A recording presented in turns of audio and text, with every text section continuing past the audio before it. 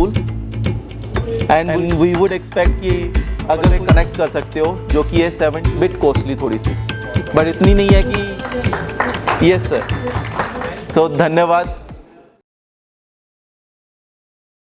Very good afternoon to one and all present over here, respected President and respected advocates. It's my absolute pleasure to extend a warm welcome on behalf of Legal 6 Law School to each one of your present here at the seminar. Firstly, I would like to thank District Bar Association of Karnal for giving us this opportunity to conduct a seminar here.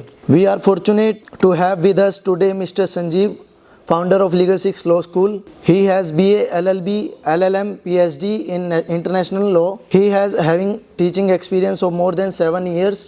He also worked as an assistant professor at IP University. I am honored to invite Mr. Sanjeev sir to share his valuable insights.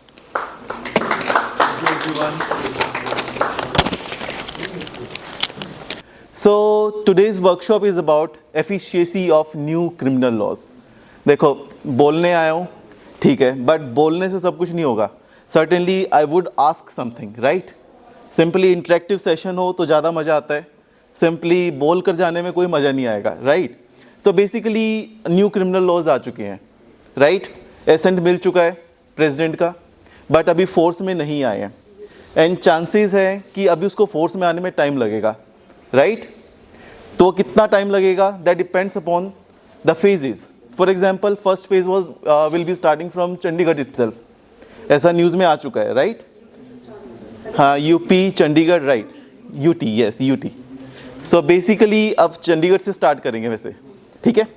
अब इसमें start कैसे करेंगे, क्या phases हो सकते हैं, what exactly is going to change, right. Sections change हुए हैं. आईपीसी को देखेंगे, 511 सेक्शंस थे पहले, अब 358 हो चुके हैं. कम करे हैं, बट उसमें क्या कम किया है, सर्टेनली कुछ डेफिनेशंस जो थी वो इंक्रीज करी है, एंड सेकेंडली एक डेफिनेशन का क्लोज सिंपल बना दिया है. पहले क्या था, सेक्शन 6 से लेकर सेक्शन 52A तक सारी डेफिनेशंस दी हुई थी, राइट. अब वो सारी डेफिनेशंस एक क्लोज के अंदर ला के रख दी है, जो कि है सेक्शन 3, जो बताएगा कि सारी डेफिनेशन एक जगह पर है, राइट. सर्टेनली कुछ एड ऑन्स भी किए हैं, लाइक हम क्या कहते हैं, जेंडर बाइज्ड लॉज थे पहले हमारे, राइट. हमारे लॉज बने थे, पर वो किस लिए बने थे, पनिशमेंट देने के लिए, राइट. बट अब क्या है, हमने अपना नाम क्या चेंज किया है, भारतीय न्याय संहिता. तो न्याय क्या बात कर रहा है कि हम विक्टिम प्रोन लॉज बनाना चाह रहे हैं, विक्टिम्स को प्रोटेक्ट करने के लिए लॉज बनाना चाह रहे हैं, ना कि किसी को पनिश करने के लिए, right. Punishment should not be given until unless if is found guilty, right. Certainly यहाँ पे हम देखते थे पहले लॉज में क्या था कि एक पर्सन को चाहे वो एक्यूज्ड ही हो जाए, उसको कितना परेशान कर दिया जाता था. फॉर एग्जाम्पल, मीडिया ट्रायल, सबको ही पता होगा, मीडिया ट्रायल सबसे पहले स्टार्ट हो जाता है. नाउ मीडिया ट्रायल के लिए भी प्रोविजंस डाले गए हैं इन आईपीसी, जो न्यू भारतीय न्याय प्रक्रिया है. सो इसी चीज़ को आगे बढ़ाते हैं. तो सबसे पहले मैं बताना चाहता हूँ लीगल 6 है क्या. So we are an edtech platform, जो कि ऑनलाइन एजुकेशन, अभी करनाल में ऑफलाइन मीडियम से भी हम प्रोवाइड कर रहे हैं एजुकेशन, जो कि मॉडल टाउन में सिचुएट करता है. ये है हाउस नंबर 311L, जो कि स्टेट बैंक ऑफ इंडिया के साइड में है, बिल्कुल on the main road itself, on first floor. तो यहाँ पर हम जुडिशरी की एग्जामिनेशन की preparation, law entrance exam preparation to the 10th and 12th students. Apart from that we are also providing certificate courses in collaboration with the law firms. So basically हमारे कुछ students होंगे जिन्होंने law pass out कर लिए, but they are looking for the placement opportunities. So they can come onto our platform and they can seek the opportunity options which are given by us. किसी को भी नौकरी की tension है, आप हमारे प्लेटफॉर्म पे आओ, वहाँ पे हर एक नौकरी लिस्टेड है with respect to the law platforms, right. इसके अलावा हम prelims, mains, interview for judiciary and UGC NET की भी तैयारी करवा रहे हैं फॉर एकेडमिक्स. आप में से काफ़ी लोग होंगे जो एकेडमिक्स में भी इंटरेस्टेड होंगे, and they wanted to know how to pursue their career into academics. Like मैं खुद एक academician रह चुका हूँ और अभी भी हूँ. I have written more than 35 papers in reputed journals, even Scopus journals as well, and 2 books are in my name. Now let's start with our topic. पहली बात, सिंपल सा क्वेश्चन है, हम लॉ बनाते क्यों हैं, व्हाट इज आवर एजेंडा? कोई बता सकता है कि why do we need to create a law? And Britishers ने जो लॉज हमारे ऊपर इम्पोज करी है उसका रीजन क्या था? What is their agenda? Anyone?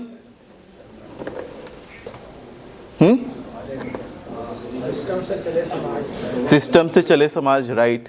We want some certainty, right.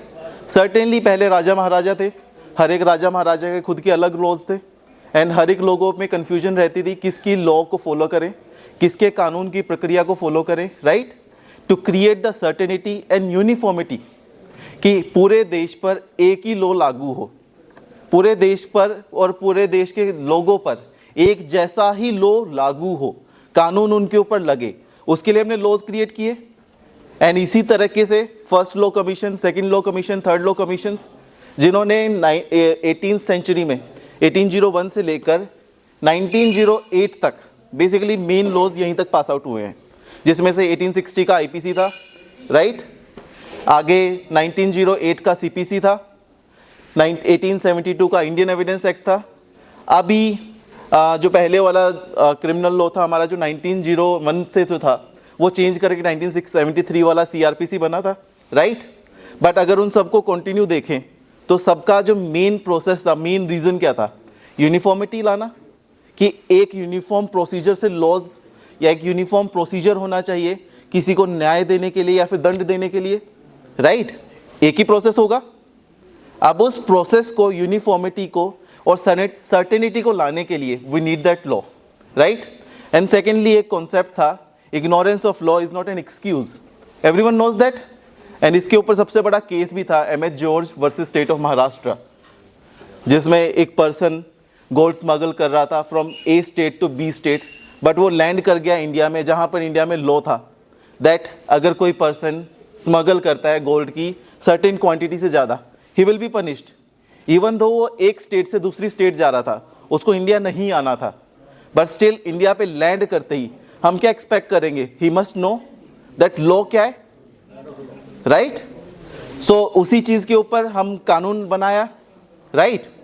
चाहे उसको एक दिन पहले ही कानून क्यों ना बनाया हो, इट डजेंट मैटर, लॉ बन गया, that means we know, you must know about it. Certainly इसी वजह से अभी हमने देखा ना रैश एंड नेग्लिजेंट एक्ट में ड्राइवर्स का प्रोटेस्ट देखा था, ट्रक ड्राइवर्स का, राइट. द रीज़न क्या है? सिंपल सा, उन्होंने कहा कि अगर हम पुलिस ऑफिसर को बिना बताए भाग जाते हैं तो उनको कितनी पनिशमेंट मिलने वाली है? 7 साल से ऊपर, राइट. बट उनका कहना क्या है कि अगर हम वहाँ पे रुक जाएंगे तो हमें बख्शेगा कौन, राइट. तो हमारा तो भागना जरूरी हो जाता है, मैंडेटरी हो जाता है, हमारे पास कोई ऑप्शन नहीं है. सो इस प्रोटेस्ट का क्या रीज़न निकाला, क्या आंसर निकाला अभी तक, राइट. अभी तक कोई क्वेश्चन, वो भी क्वेश्चन मार्क भी है, अभी तक कोई सॉल्यूशन नहीं है, ना ही कोई नोटिफिकेशन आया उस चीज़ का. So that is what I am saying कि हमने लॉ जो बनाया है उसको लॉ को बनाने का सबसे पहला रीज़न है कि वी नो दैट जो भी लॉ बनेगा हर एक पर्सन को पहले से ही जानकारी हो. दूसरा, वो यूनिफॉर्म होना चाहिए. और तीसरा, वो सर्टेन होना चाहिए कि हर एक पर्सन पे इक्वली एप्लीकेबल हो. There must not be any gender biasness. So gender biasness की मतलब है कि एक ऑफेंस कोई भी कर सकता है, चाहे वो मेल हो, चाहे वो फीमेल हो, चाहे वो अदर कैटेगरी से आ रहा हो, अदर जेंडर से आ रहा हो, right. So that is what we need, that type of law जो प्रोवाइड करता हो ये चीज़ें. इसीलिए हम लॉ बनाते हैं. बट प्रॉब्लम क्या थी एग्जिस्टिंग लॉ में? सो सबसे पहला देखो तो laws were made by the Britishers. तो इशू क्या है कि लॉज किसने बनाया है? ब्रिटिशर्स ने. That is why it is a colonial law. और ब्रिटिशर्स की मेंटेलिटी क्या थी? What was the mentality? Anyone? To rule. That is why अगर उस टाइम के अगर हम एजुकेशन पॉलिसी को भी चेक करेंगे ना, तो वहां पर वो आपको ये नहीं कहते थे कि आपको अपने आप से खड़ा होना है. वो कहते थे जो भी करना है ना वो नोटिफिकेशन करो, आप उसको रट्टा मारो और नौकरी पे लग जाओ. आप हमारी नौकरी करो, आप कभी भी रूल नहीं कर सकते, क्योंकि रूल करने कौन आया है? हम आए. दैट इज वाई हम उस कॉलोनियल लॉ से हटकर अपना खुद का एक लॉ चाहते थे जिसको हम कहते हैं भारतीय लॉ, राइट। सो ऑब्जेक्टिव क्या था ब्रिटिशर्स का? To exploit our Indian resources, right. क्या ऑब्जेक्टिव था? कि हम अपने जो इंडियन रिसोर्सेज है उनको एक्सप्लॉइट कैसे कर सके। तो इसीलिए उन्होंने भारतीय दंड प्रक्रिया का वर्ड यूज किया इंस्टेड ऑफ भारतीय न्याय प्रक्रिया, राइट। वो हमें दंड देना चाहते थे कि अगर हम कोई गलती करेंगे तो हमें सजा मिलनी चाहिए, राइट। तो इसीलिए जैसे कि रिवोल्ट की बात आती है, टू स्टॉप एनी रिवोल्ट, पहले एक चीज देखी थी, सबने सुना होगा, सेक्शन 107 में अबेटमेंट की बात कर रखी है, एंड उसी में क्लोज टू है अबेटमेंट टू कॉन्स्पिरेसी भी अबेटमेंट होता है, राइट। बट अगर 1913 से पहले उस चीज को देखा जाए तो कोई भी कॉन्स्पिरेसी रचता था, क्या वो पनिशेबल थी? कोई पनिशेबल थी 1913 से पहले कॉन्स्पिरेसी रचना? सर्टेनली नॉट, क्योंकि conspiracy is in the mind. How can you find कि एक पर्सन ने कॉन्स्पायर किया है या नहीं किया है? पॉसिबल है। बट हमारा ब्रिटिशर का काम क्या था? आपको सजा देनी है। दैट इज वाई कॉन्स्पिरेसी को क्या किया? मियर, हाँ, सिर्फ एक सोच रखना कि मैं कॉन्स्पायर करूंगा अगेंस्ट द गवर्नमेंट और अगेंस्ट द एनी पर्सन, उसको भी पनिशेबल बनाया गया। रीजन इज कि पहले क्या 1913 से पहले कोई हमले हो गए थे पार्लियामेंट में ब्रिटिशर्स के, उसको रोकने के लिए, उसकी मेंटेलिटीज को खत्म करने के लिए, राइट। एंड सेकेंडली अभी जो लॉज थे, एग्जिस्टिंग लॉज जो अभी है, वो जेंडर न्यूट्रल भी नहीं है। अब जेंडर न्यूट्रल कैसे नहीं है? क्या कोई फीमेल एडल्ट्री कर सकती है? हाँ, पनिशेबल है?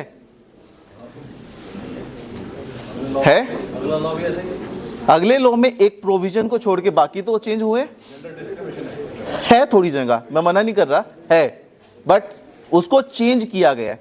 For example section 354 sexual assaults, right, sexual harassment of a women. In that situation अगर उसको देखें, पहले क्या वुमेन सेक्सुअल हैरेसमेंट कर सकती थी वुमेन के खिलाफ ही? क्या सेक्शन 354 में वो पनिशेबल ऑफेंस था? नहीं। बट अब वो कर दिया गया है कि वुमेन भी सेक्सुअल हैरेसमेंट कर सकती है। पहले नहीं था, अब हो गया, है ना। तो ये कुछ चेंजेस आए हैं, उस कॉम्प्लिकेटेड स्ट्रक्चर को चेंज करने की कोशिश की है। इवन दो एक दिन में कोई परफेक्ट लॉ नहीं बन सकता, है ना। फॉर एग्जाम्पल हमारा इंडियन एविडेंस एक्ट की बात करते हैं, 167 सेक्शंस, 167 सेक्शंस। अब उन 167 सेक्शंस में लास्ट अमेंडमेंट कब हुई थी, कोई बता सकता है? लास्ट अमेंडमेंट कब आई थी आईपी इंडियन एविडेंस एक्ट के अंदर? बता सकता है कोई? लास्ट अमेंडमेंट कब आई थी? क्या हमें नहीं लगा कि उसमें चेंजेस आने चाहिए?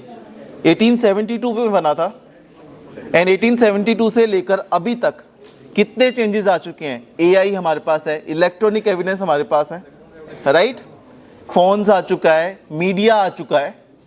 सो उन एविडेंसेस को टैकल करने के लिए क्या आपके पास कोई लॉज है?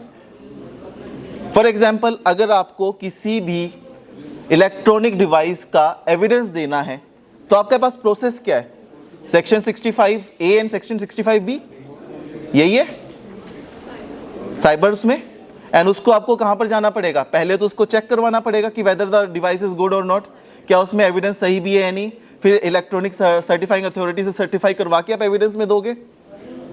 बस यही अमेंडमेंट आई थी। एंड अभी भी देखोगे कितना चेंज हुआ है अपने इंडियन एविडेंस एक्ट में। सर्टेनली बहुत माइन्यूट चेंजेस आए हैं इंडियन एविडेंस एक्ट में। द रीजन इज वो ऑलरेडी एक परफेक्ट लॉ था, बट चेंजेस क्या किए कि सेक्शन 65A और सेक्शन 65B वो कहां पर लाके खड़ा कर दिया कि वो पार्ट होगा सेक्शन 63 का ही, सेकेंडरी एविडेंसेस का ही, right. So that is what I am saying कि हर एक लॉ पहले दिन से परफेक्ट नहीं होता, बट वो परफेक्ट कब बनता है? जब उसका यूज केस एक हमारे पास आता है, जब उसको हम चेक करते हैं कि whether it is a perfect law और नॉट। हमने कहा कि हमारा पिछला लॉ जेंडर न्यूट्रल नहीं था, but still there might be situation जहां पर अभी भी हम कह सकते हैं कि ये जेंडर न्यूट्रल नहीं है। इसके भी सिचुएशंस हैं, राइट। सो मेन क्या क्या चेंजेस आए हैं आज उसी चीज को देखते हैं। सबसे पहला, और इंडियन एविडेंस एक्ट में पहले कितने सेक्शंस थे? 511, अब कितने हो गए हैं? 358। दैट मीन्स कितने सेक्शन घटा दिए? 150, अराउंड 150। तो ऑन 150 में से 50 सेक्शंस तो डेफिनेशंस के निकाल दिए हमने। उसके अलावा सेडिशन, क्या उसको हटाया गया है? यस। इवन अगर आप ध्यान से देखोगे, रेप लॉज में भी चेंज किए गए हैं। जहां पर सेक्शन DA और DB था, जहां पे गैंग रेप की बात होती थी, वो भी चेंज किया गया है। सेकेंडली, अगर अपने हरियाणा में सेक्शन 379A था, स्नैचिंग, अब वो IPC के अंदर पार्ट बना दिया गया है। पहले अमेंडमेंट के तौर पे हरियाणा में रखा गया था, अब वो अमेंडमेंट के तौर पे नहीं है, वो पार्ट ही बन गया है। सेकेंडली, रिसेंटली आप अगर देखते होगी एग्जामिनेशंस में क्वेश्चन पेपर की चोरी, क्वेश्चन पेपर्स का डिस्ट्रीब्यूशंस एग्जाम से पहले ही, राइट, उसके लिए भी लॉज बनाए गए हैं। एंड कुछ कॉन्सेप्ट्स ऐसे भी आए हैं कि पनिशमेंट भी एक इंट्रोड्यूस की गई है, जिसे कहते हैं कम्युनिटी सर्विसेज। पता है कम्युनिटी सर्विसेज क्या होता है? कि कोई ऐसे ऑफेंसेस जिसमें एक हाई एंड सजा देने से अच्छा, मतलब कि एक ऐसी सजा देने से अच्छा कि अगर उस पर्सन को सुधारा जा सकता है, तो उसको कैसे दिया, सजा क्या दिया जाए कि आप अपने सोसाइटी की सेवा करो, एंड वो सेवा फ्री ऑफ कॉस्ट की जाएगी। बट यहाँ पे एक क्वेश्चन ये है कि कम्युनिटी सर्विस है क्या? ये डिफाइन ही नहीं किया गया। What exactly is community service? Not defined. But community service किसके ऊपर छोड़ दिया? जजेस के ऊपर छोड़ दिया। That what community service will be, that would be decided by the जजेस इटसेल्फ, राइट। इसके बाद आज हम सिर्फ मेजर चेंजेस देखेंगे इंडियन पीनल कोड, जो कि है भारतीय न्याय संहिता में क्या हुआ है, सिर्फ उसी चेंजेस को चेक करेंगे बस। मैं लेकर आ गया ना सर। तो एक काम करते हैं, हाँ नहीं सर, डेफिनेटली जो मेन चेंजेस आए हैं ना, आज मैं उसके पूरे डेफिनेशंस के साथ बताकर जाऊंगा कि एग्जैक्ट चेंज क्या आया है, ठीक है। तो सेक्शन 1 से स्टार्ट करेंगे, लास्ट तक जाएंगे। ये ऐसा नहीं कि मैं लास्ट में भी तक पहुंच रहा हूं। सबसे पहला ही चेंज आया है डेफिनेशन में। अब पहले सेक्शन 8 था, जहां पे लिखा आता था कि ही डिनोट्स मैन एंड वुमेन, है ना। अब उसमें ट्रांसजेंडर को भी ऐड कर दिया है, और ये नया सेक्शन कौन सा है? सेक्शन 10। देखो डेफिनेशन क्या है। Section 10 of Bharatiya Nyaya Sanhita defines gender as which states that the pronoun he and its derivatives are used for any person, whether male, female or transgender. That means transgender की definition कहाँ से उठानी है? उनके प्रोटेक्शन एक्ट, जो कि है transgender person protection of rights act 2019 से। वो सेम डेफिनेशन IPC पे भी लागू होगी, भारतीय न्याय संहिता पे भी लागू होगी। दैट मीन्स अब से हम ही इंक्लूड शी नहीं, he includes he plus she plus transgender, तीनों को ही देखना एक साथ, राइट। सेकंड चेंज क्या आया? Sedition law. अब देखा जाए, पहले सेडिशन लॉ में एक वर्ड था कि आप भी ऐसा कोई एक्ट नहीं कर सकते by use of sine, language और एनीथिंग जिससे कि आपकी गवर्नमेंट के खिलाफ आप जाते हो, या फिर गवर्नमेंट के अगेंस्ट आप कोई ऐसी क्रिमिनलाइजिंग एक्टिविटी करते हो। तो यहाँ पे जो एक गवर्नमेंट वर्ड है ना, सिर्फ इसी को चेंज किया है। और चेंज क्या किया है? यहाँ पर लगा दिया है unity and integrity of India, भारतीय, राइट। हम अपनी unity and integrity of India के खिलाफ नहीं जा सकते। गवर्नमेंट के खिलाफ हम बोलना चाहे तो दो बोल सकते हैं, राइट। तो यहीं पर ये डेफिनेशन कैसे आई है? Aspects of sedition has been retained under section 152। कौन से सेक्शन में आ गया है? 124A से 152 में, जहां पर क्या लिखा है? whoever purposely और knowingly, जो अपने आप से या फिर जानकर, बाय वर्ड स्पोकन या फिर रिटन, और बाय साइन, और बाय विजुअल रिप्रेजेंटेशन, और bye electronic communication, that means WhatsApp वगैरह सब कुछ इसी दायरे में है, और by use of any financial means और अदरवाइज एक्साइट्स और अटेम्प्ट टू एक्साइट्स, भड़काना या अटेम्प्ट कर रहा है भड़काने का, किस चीज के लिए? सक्सेशन और आर्म्ड रेबेलियंस के लिए। किसके खिलाफ? एंडेंजर्स द सॉवरेनिटी और unity and integrity of India, not government. किसके खिलाफ? इंडिया के खिलाफ, उसकी यूनिटी एंड इंटीग्रिटी के खिलाफ। अगर आप लोगों को पता हो तो 42nd अमेंडमेंट में यही वर्ड हमारे प्रिएम्बल में भी ऐड किए गए थे, राइट? यूनिटी एंड इंटीग्रिटी, भाईचारे के साथ, है ना? और इसमें एक्सेप्शन क्या है? एक्सेप्शन सिंपल सा लिखा है, comments expressing disappropriation of the measures administrative और action of the governments. That means आपका, अगर आपको गवर्नमेंट के एक्शंस अच्छे नहीं लग रहे हो तो आप उसके ऊपर अपने कमेंट्स रख सकते हो, अपनी बातें रख सकते हो, बट आप देश के खिलाफ नहीं जा सकते। ये एक्सेप्शन में डाल दिया है। दैट मीन्स एक रिलीफ दिया गया है थोड़ा सा।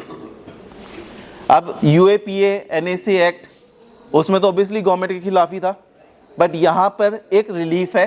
दैट यहां पे वर्ड गवर्नमेंट नहीं है, वर्ड क्या है? Unity and integrity of India. Secondly, mob lynching. पहले मॉब लिंचिंग का कोई कॉन्सेप्ट नहीं था, बट वो अब एड ऑन किया गया है under section 103 of Bharatiya Nyaya संहिता। पहले क्या था कि मर्डर क्या है डिफाइन कर दिया, 5 से ज्यादा लोग मर्डर कर रहे हैं, वो अनलॉफुल असेंबली में आ गए, राइट? अब वो अनलॉफुल असेंबली की जगह इन्होंने वर्ड यूज कर दिया मॉब लिंचिंग। देखो क्या लिखा है, when a group of 5 or more person acting in concert murder on ground of race, caste, community, sex, place of birth, language, personal belief or any other similar ground। That means आप किसी community के खिलाफ, किसी class के खिलाफ, किसी race के खिलाफ कोई ऐसी हरकत करते हो जिससे मास मर्डर हो, या फिर किसी एक पर्सन का भी मर्डर हो रहा हो, 5 से ज्यादा लोग जाके कर रहे हो, तो वो किस चीज में आएगी? मॉब लिंचिंग में। और ये कहां पर डिफाइंड है? Section 103 of new code. And इसमें पनिशमेंट कितनी है? Maximum punishment, death and life imprisonment. साथ में it also includes the fine. That means एक हाईएस्ट पनिशमेंट दी गई है मॉब लिंचिंग वाले कॉन्सेप्ट में। अब ये वाला कॉन्सेप्ट क्यों डाला गया? Obviously article 15 of the constitution, right?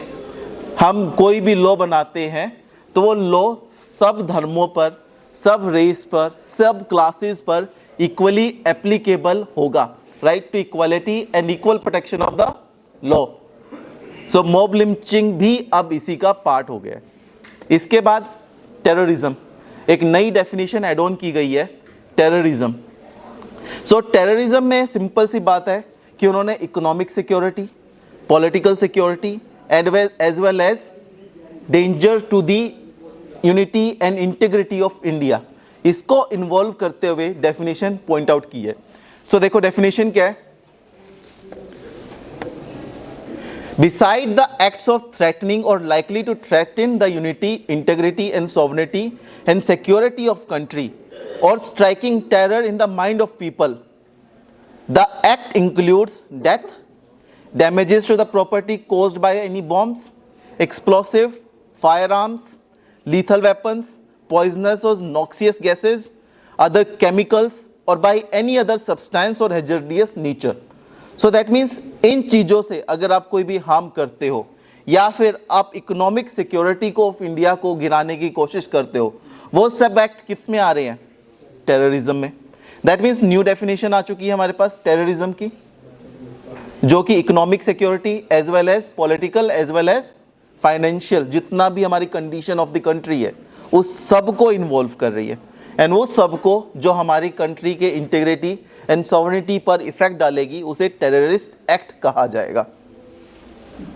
इसके बाद मेडिकल नेग्लिजेंस, आपने 304A तो पढ़ा ही हुआ है, नेग्लिजेंस लिखा हुआ है वहां पर अभी ऑलरेडी, तो उसमें एड ऑन किया गया है मेडिकल नेग्लिजेंस को भी। सो बेसिकली मेडिकल नेग्लिजेंस, अब इसको प्रूव करना भी बहुत डिफिकल्ट है, राइट?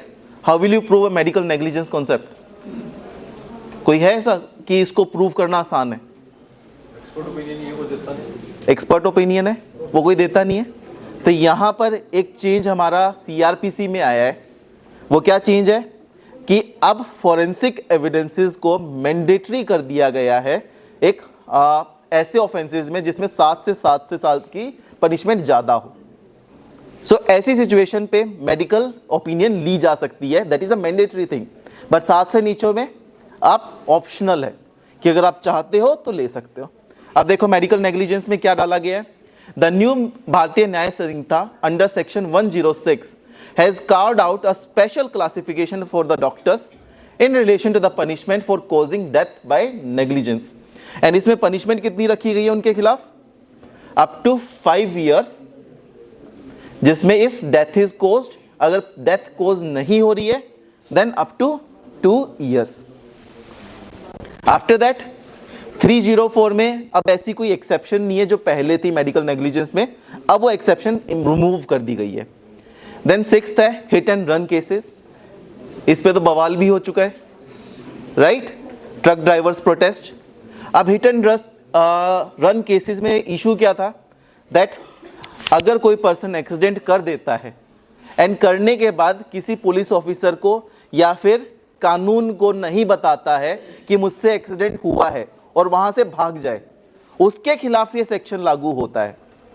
तो यहाँ पे प्रोटेस्टर्स का कहना क्या था, दैट ऐसे सिचुएशन पे अगर हमसे कोई एक्सीडेंट होता है तो गलती हमारी मानी जाती है, अगर हम रुक भी जाएंगे तो हमें बख्शेगा कौन, राइट? वो मॉब लिंचिंग में ही आ जाएगा। फिर ऐसी सिचुएशन में हिट एंड रन केसेस का भी प्रोविजन डाला गया है, बट इस पे अब ऑब्जेक्शन रेज हो चुका है। Still it is a question mark, इस पे क्या आगे न्याय प्रक्रिया होने वाली है।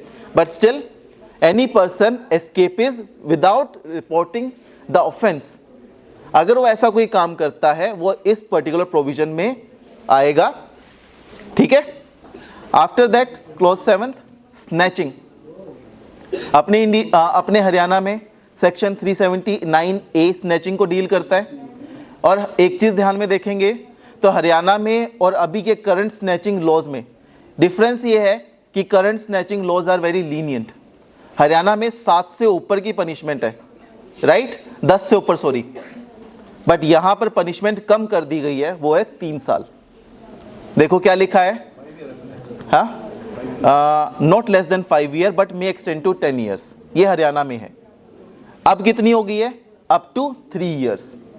तो क्या है, section 304 of Bharatiya Nyaya Sanhita states that theft is a snatching if in order to commit theft the offender suddenly और क्विकली और forcibly seizes or secures or grabs or takes away any of the possession that is a movable property।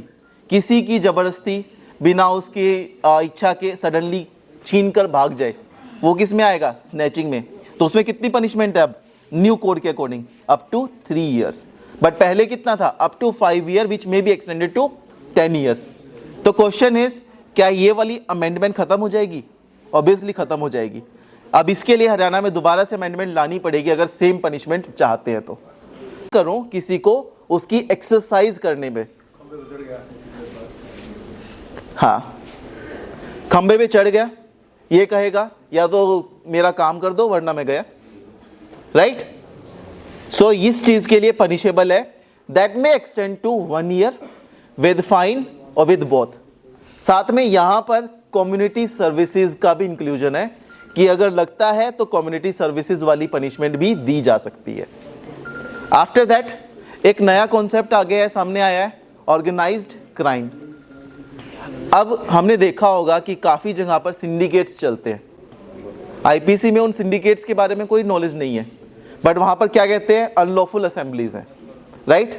But यहां पर every offence, चाहे वो contract killing हो, extortion हो, theft हो, every offence में अगर कोई 5 या 5 से ज्यादा लोग करते हैं, राइट, तो उसको हम सिंडिकेट माना जाएगा, उसको एक ऑर्गेनाइज्ड क्राइम माना जाएगा। ये डेफिनेशन इंक्लूड हुई है, सिंपल सा।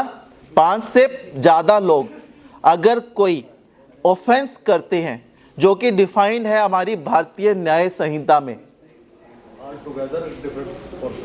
Exactly all persons. तो देखो क्या लिखी है, एग्जैक्ट डेफिनेशन है, any continuing unlawful activity including kidnapping, robbery, vehicle theft, extortion, land grabbing, contract killing, economic offenses, cyber crime, trafficking of a person, drugs, weapons or illicit goods, trafficking for a prostitute or ransom, or by any person or group of person acting in concert, singly or jointly, either as a member of organized syndicate crime or on behalf of syndicate crime.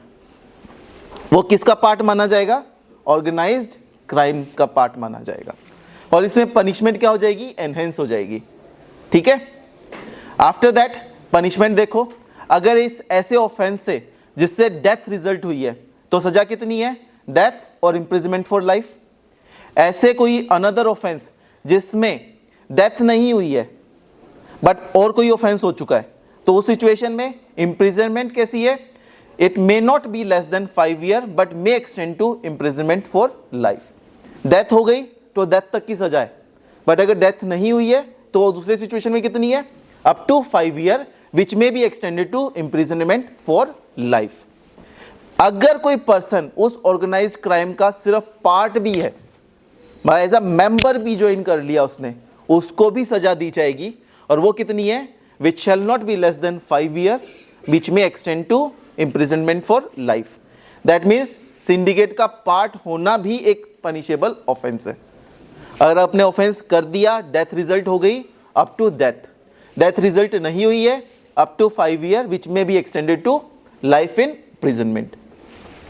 After that कुछ petty organised crimes के बारे में बात की है, जो कि section 112 में बात करता है, जैसे कि act of theft, snatching, cheating, unauthorised selling of tickets, selling of public examination papers, unauthorised betting या फिर गैम्बलिंग, या फिर ऐसे ही कोई भी सिमिलर एक्ट्स कोई करता है जो कि पैटी ऑफेंसेस में आते हैं, उसके लिए भी पनिशमेंट प्रोवाइड की गई है, which is not less than 1 year which may be extended to 7 year and shall also be liable for fine.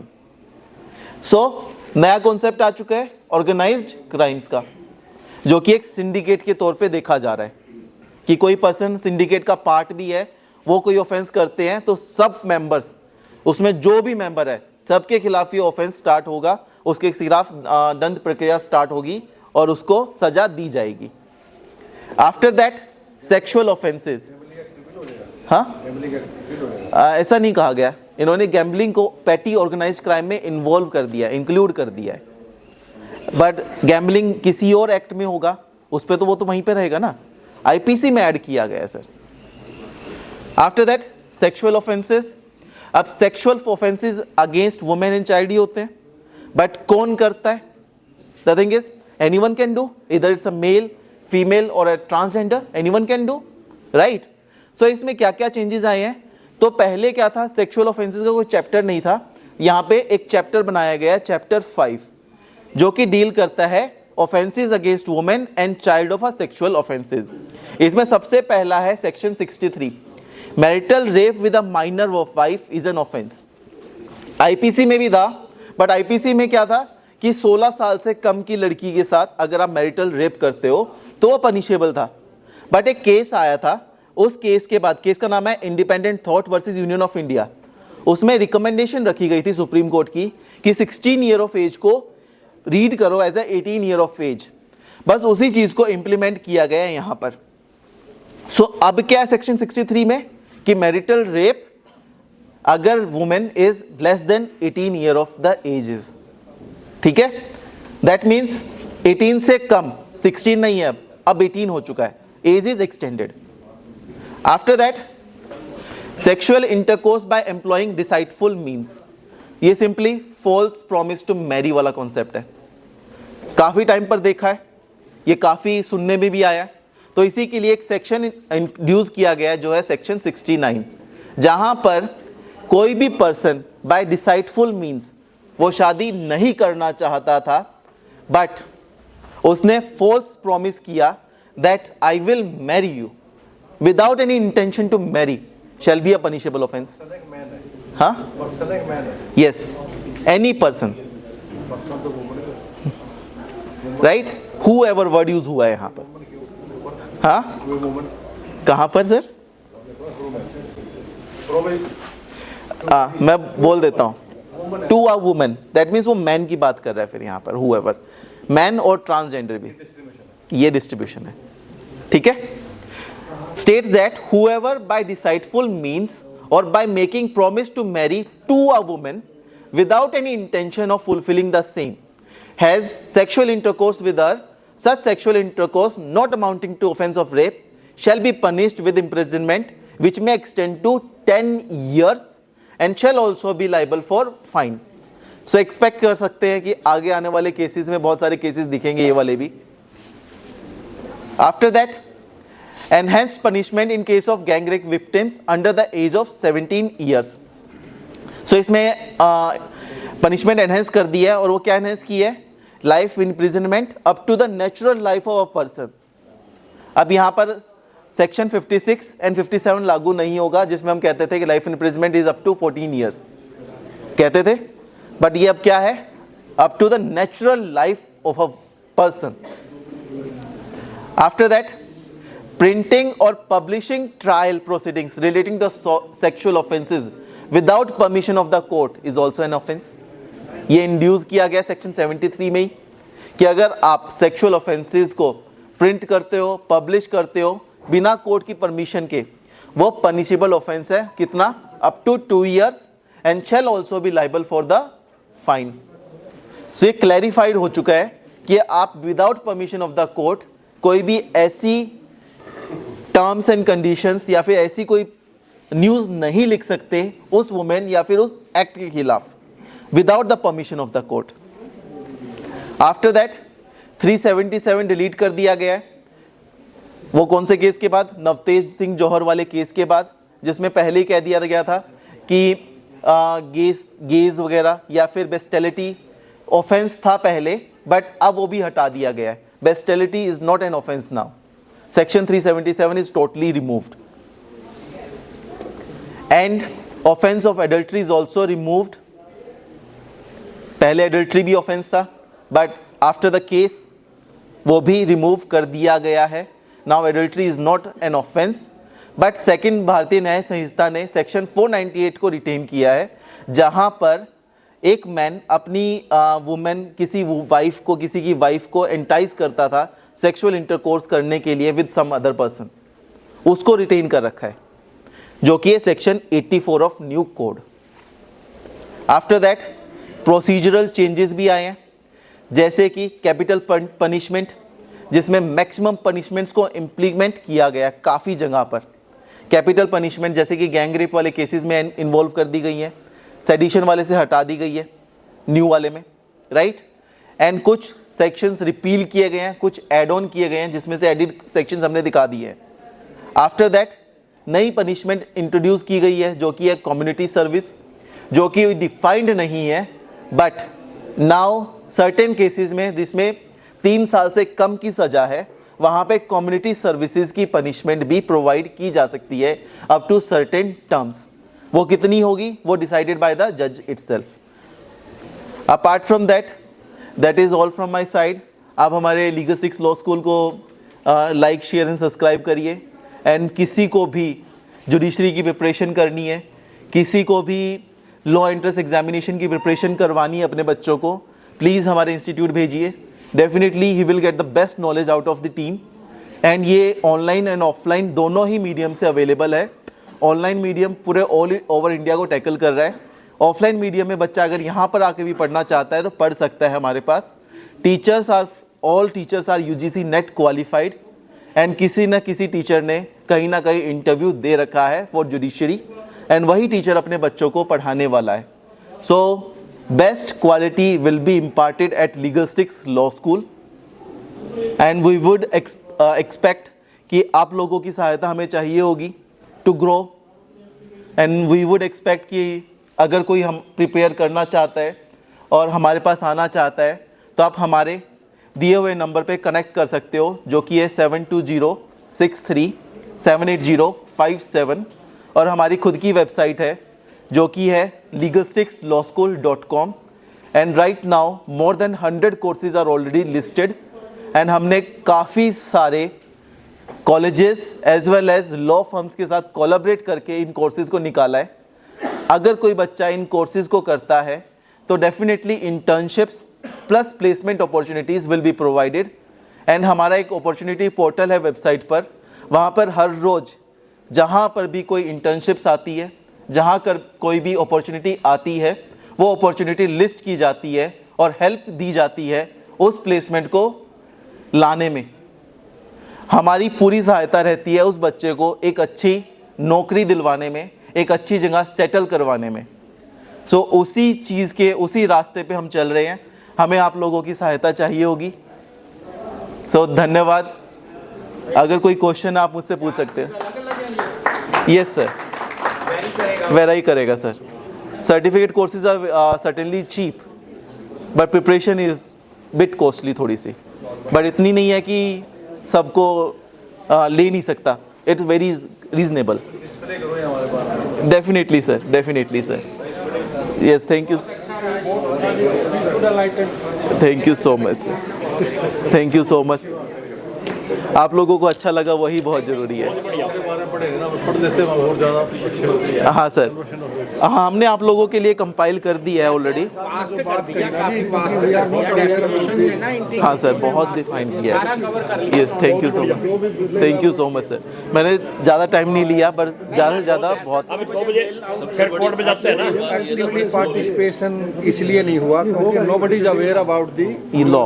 Yes, but I think अब अवेयर हो गए हैं। still we could get a little yes sir, basic concept हमारे को yes sir, yes आप एक दो बार और देना टाइम सर, डेफिनेटली सर। लागू होगा हाँ इसके बाद ना हाँ सर, गैदरिंग। हाँ कुछ गलत बोल रहे हो आप। हाँ, गलत क्या बोले बोलो, आप कहाँ से हो? बता देना। मैं करनाल से ही हूँ सर।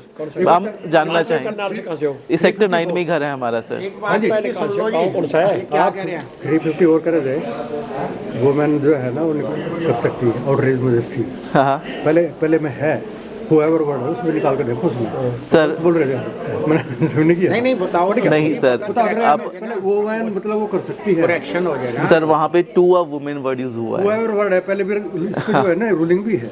अच्छा, नहीं रूलिंग के बारे में नहीं जा रहा मैं, वहाँ पे टू अ वुमेन की बात हो रही है ना, इसलिए आप हमने ये बोला। बताओ ना मतलब भी कैसे इम्प्लीमेंट होगा ये पहले ये था सर मैंने starting lot of difference between practical and theoretical. Exactly, ये इन्होंने थ्योरेटिकल बता दिया, प्रैक्टिकल तो all depend on the description of the कई बातें जो है ना कोई बात नहीं। यस पिक्चर नहीं आई थी दुश्मन हाँ, पहले yes, ये sir. जो है ना वो उस पे भी कंसेप्ट आया यस सर, यस भाई सर, आपने उसके घर करनी है या कैसे है। Definitely sir. मैं दोबारा से आऊँगा तब हम इसको बहुत अच्छे से दो बार देना इलाबोरेट इन और डेफिनेटली। आपने सही समझाया। यस सर, यस सर, ये definitely sir. Thank you so much, thank you sir, ठीक है जी। Thank you sir. आपकी चाय तो रहेगी, चाय तो अरे सर, उधर आ जाओ प्रेसिडेंट लोग। चलिए मैं आता हूँ सर, आपके पास ही आ रहा हूँ sir. Thank you. Bob lynching में तो आप डेथ पेनल्टी में कर रखी है Yes. आपने क्या नए वो तो नहीं, मैंने सब बताया है इसमें। उन्होंने कम्युनिटी वाइज सारा कवर कर दिया। हाँ। ये नहीं रखा ना भाई मुसलमान हिंदू या वो ना ना सारा सारा ले लिया इन्होंने यार, उन्होंने सारा ले लिया ना, सर कवर कर लिया। इस चीज़ के लिए आज हमने ऑलरेडी एक बना दिया कंपाइलेशन जिसमें ओल्ड लॉज और न्यू लॉज में क्या चेंजेस आए हैं, वो एक फाइल में आज शेयर करूंगा पूरा अपनी इसी ग्रुप में, जिसमें सीआरपीसी, आईपीसी एंड एविडेंस तीनों में क्या चेंज आया है और क्या वर्डीज चेंज हुए हैं सब उसमें डालेंगे। एक्सप्लेन कर यस दिया सर, इसी तरह थोड़ा दोनों में और करना। Definitely sir. बात सुनना इन्होंने बुला रहे थे हमारा तो थोड़ा प्रैक्टिकल है ना। 5 आदमी जो कोई ऑफेंस करते हैं Yes. लिंचिंग में पाएगा। यस लिंचिंग सर, में है। Yes sir. मॉब लिंचिंग पहले में लिंचिंग में नहीं था नहीं, पहले नहीं था, अब हो गया पहले है। नहीं था। यस और सर, लिंचिंग में जो है ना आप लोग कह रहे हो ये है यस सर, लाइफ है लाइफ Yes. डेथ पेनल्टी भी है उसमें यस सर। अब है अब है, अब है। अब है मैं तो कह रहा नहीं है नहीं सर, लागू हो जाएगा नहीं यस सर, फिर थोड़ा फिर तो बड़ा ज्ञान हो जाएगा। सर डेफिनेटली हम यहीं पर हैं, आप जब बुलाएंगे हम आएंगे अपना। प्रधान जी ने बोल देंगे यस सर, हाँ कब तक लागू यस डेफिनेटली सर। अभी तो सर एक्सरे मादी होगा। फेजेस में होगा, सबसे पहला फेज अब स्टार्ट होगा इन मार्च चंडीगढ़ से, मार्च से लागू होते होते पूरे देश पे जाएगा। पहले यूटीज फिर स्टेट्स पे आएंगे हम। सो इसका पूरा एक प्रोसेस बन रहा है अभी। चलो हाँ सर। इलेक्शन में चले जाएगा ये। हाँ सर, इलेक्शन के बाद ही 150 153 धारा घट गई। हाँ 153 धारा घट गई है सर। यस हाँ परिभाषा सारी इकट्ठी कर दी ना। Yes sir yes. और पुनिशमेंट की ज्यादा थी, एक में क्राइम हाँ। था, एक में पुनिशमेंट था। अब डेफिनेशंस कम कर दी हैं और डेफिनेशंस एक सेक्शन में लाके रख दी हैं सारी। यस सर, धन्यवाद सर।